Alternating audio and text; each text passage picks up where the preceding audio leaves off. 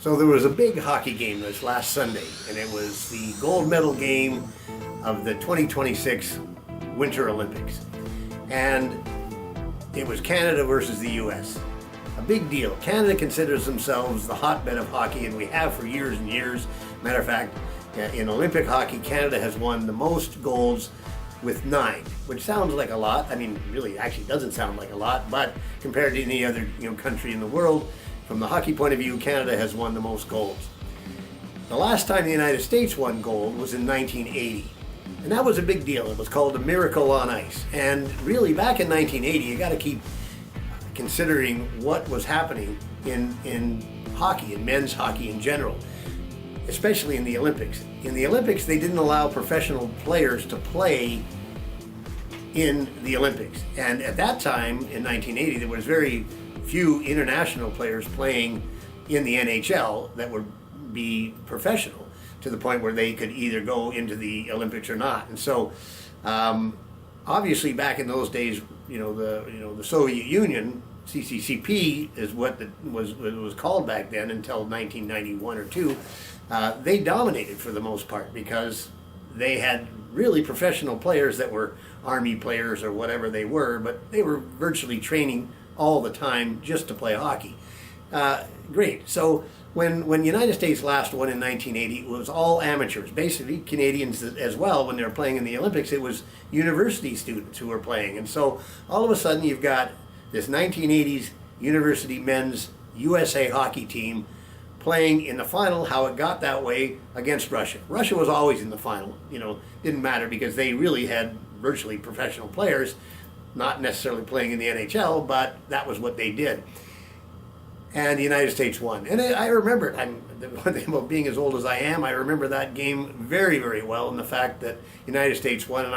And by the way, at that time, because the Soviet Union was the bad guys, the world erupted, at least those that knew about hockey, and said this was a fantastic thing that the United States won. As a matter of fact, I'm sure that all Canadians that same day when they played, I think it was Lake Placid, were jumping up and down about the fact the United States beat the Russians. So guess what? Canadians were hoping for the Americans, probably in that case.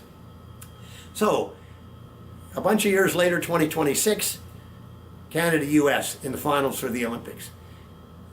I would say Canada probably should have been favored.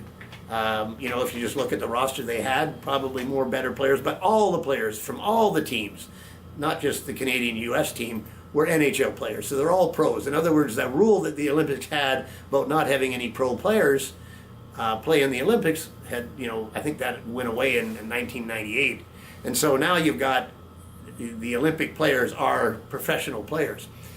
And so Canada, as a matter of fact, from that 1980 date on, the Canadian now professional teams that were representing Canada in the Olympics won 3 Olympics, which was pretty good. But by the way, there was a whole lot more from 1980 to 2026 than just 3 games. If you do it every 4 years, you can see there was a lot that Canada didn't win. The United States didn't win any up until the other day on Sunday. Anyway, and let's stop and think about it, Canada. A lot of players that are now playing in the NHL are coming from the United States, and pretty good hockey players. And you stop and think about it. Listen, Canada, we'd like to think that our population of 40 million people can, compete with the players coming out of the United States. And by the way, we certainly can. And if you think about the game that they played on Sunday, Canada really did outplay the American team overall. And if you typically look at shots on goal, and he virtually doubled them in shots on goal. Speaking of goal, now this whole political thing that's surrounding this game that we had, and now with what's the celebrations that are gone on with the United States. Canada, give the United States a break. They haven't won since 1980. We've won 3 since 1980. They got some pretty good players. As a matter of fact, I'm in Winnipeg. I cheer for the Winnipeg Jets. Guess who probably was the most predominant player in that game on Sunday? Was Hellebuyck, who was the goalie. Matter of fact, Donald Trump wants to meet the goalie because, let's face it, he made some pretty impressive saves to the point where, if you look at the game in general, if the goalies were equal, it probably should have been about a 4-0 game for the Canadians. Matter of fact, the very first shot on goal by the Americans against the Canadian team was a goal. And it was I hate to say it, from Bennington's point of view, a pretty crappy goal. But that happens. And so, matter of fact, that was the only goal scored. Finally, Canada scored and tied it up. And then you go into 3-on-3 in finals. Let's face it, in a 3-on-3 sudden death final, the puck can go either way. So, United States won. And by the way, Hellebuyck won. The good news, now I'm thinking, as a Winnipegger, I can say we can take some consolation as a Canadian in the fact that at least my goalie in the Winnipeg Jets, I can say that, yeah, he actually won the game for the United States. But to politicize this thing to the degree we are is pathetic. Now, Canada, wake up.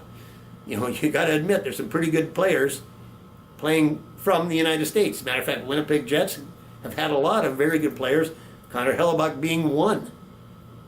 Obviously, probably the player of the game in that case. Stop politicizing it. Canadians, get over it. We lost in overtime on a 3-on-3 sudden death. I mean, how many games have you watched 3-on-3 sudden death in the NHL? And who knows which way they're going to go. So that's what it is. But to be using that as more fuel for the fire to hate Trump, to hate the Americans, give it a rest. Because stop and think about who's motivating you to think that way. If you stop and think, I think most Canadians would just say, yeah, good game. It was, as a matter of fact, it was a great game. From Canadians' point of view, and watching that game and say, I think we can come away with it pretty easily saying that, yeah, Canada dominated. The players from Canada actually outplayed the Americans to the tune of really outshooting them 2-1 throughout the whole game. But to politicize it, stop and think about who's politicizing it. This whole elbows up bullshit that's been going on with certain political people in this country to try to maybe... Politicians. Elbows up! It's elbows up time. We will never kiss the gangster's ring.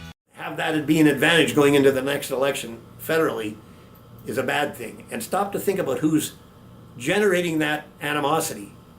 The Canadian press loves the fact that they like the status quo the way it is right now, with the government paying for all of these, CBC and such that's reporting on these events and promoting basically this sort of animosity against the United States.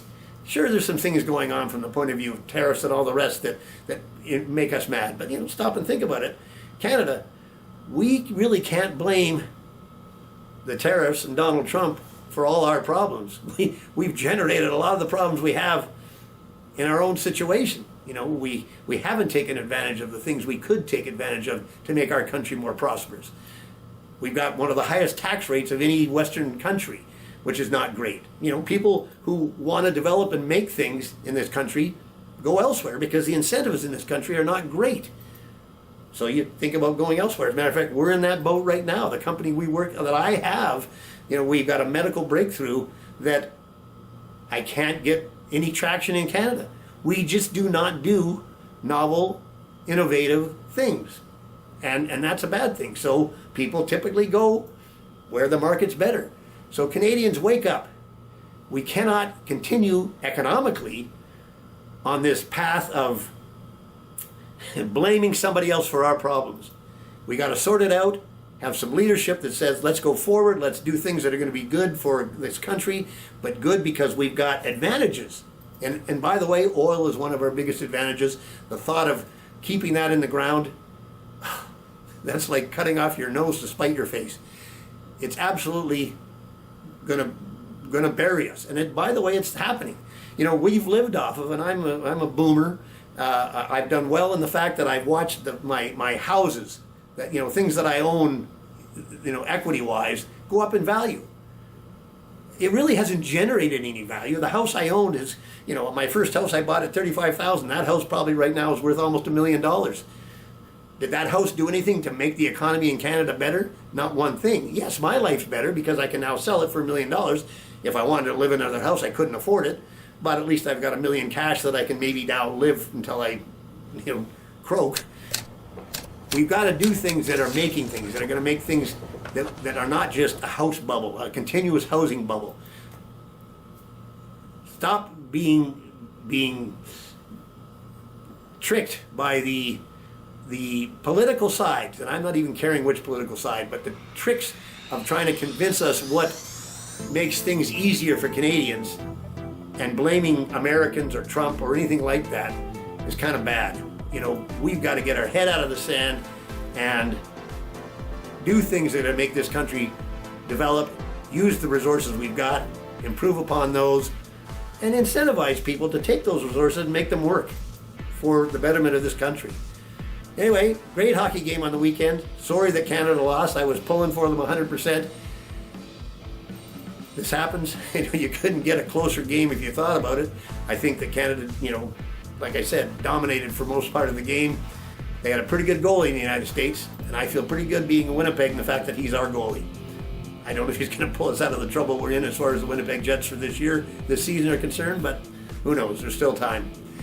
Again, John Hare signing off. Elbows down. Thanks for listening.